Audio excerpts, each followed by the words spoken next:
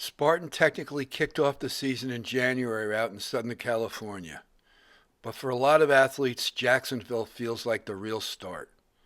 It's been on the calendar for over a decade. It's familiar, it's accessible, and it tends to give an honest read on where fitness actually is. With a super, a sprint, and a trail race all in one weekend, you get fast feedback on what winter training delivered and what it didn't. Jacksonville makes it clear fast. If your motto was, what could go wrong? Jacksonville will give you an honest answer. Here's what matters this year. Jacksonville is now part of Spartan's new Regional Championship Series. In the Southern region, that means prize money is in play. Athlete pay has always been a touchy subject in this sport, so this series could clarify things, but it also could raise some new questions. Either way, expect a deeper field, more competitive athletes, and more people racing hard. And that has one practical effect: arrive early. Parking is in a big field in front of registration, about a 15-minute walk. But check-in and bag drop can bottleneck. And if volunteer shortages hit again, early morning lines could be long. Give yourself buffer time and keep the stress down.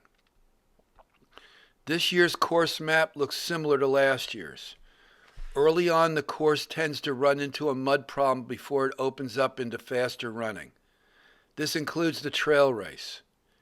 If there's rain during the week, this section can get gnarly and slow. There's extended running on service roads and through palm groves. That's a chance to let you run harder, provided you watch for fallen trees and undergrowth. Obstacles are spaced out far apart so that you can settle into a rhythm and regulate energy. On flat ground, the early mistake is usually the same: going out too hard. Never a good idea. With super and sprint distances, obstacle execution matters. If you're racing competitively, finish times are going to be fast, and the margin for error is going to be thin. One Jacksonville specific thing to remember: early heats mean dew. Rigs are going to feel slick. Bars will feel a little cold. Your feet can skid out underneath you until the sun dries things down. In these conditions, grip strength matters.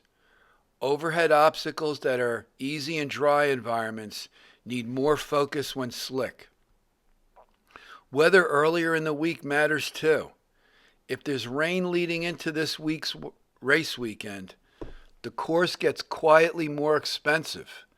More slips, more wasted energy running in mud, and more time lost.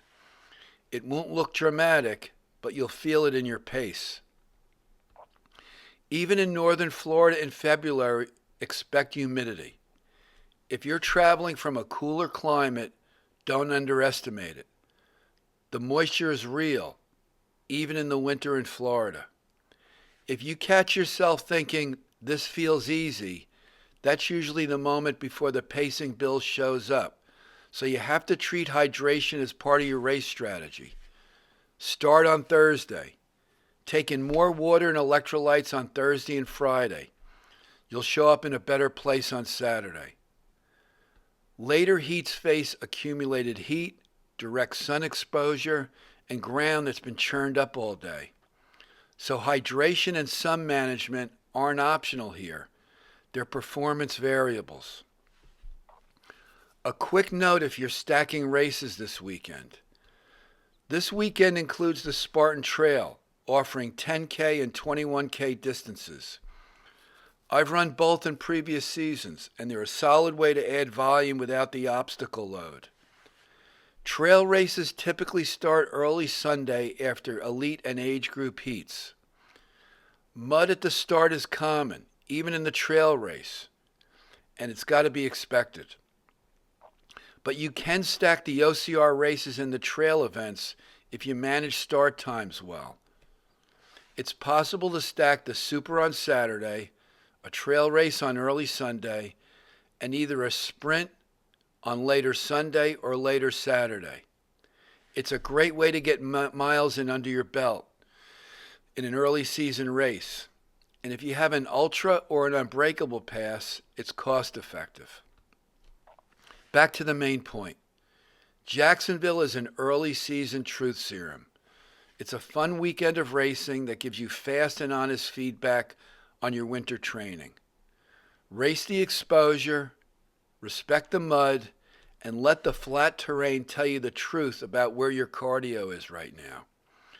This race tends to show you how your pacing actually works, how your grip holds under real conditions, how well you manage transitions earlier in the season. Don't memorize the map. Understand the venue and use it for what it reveals.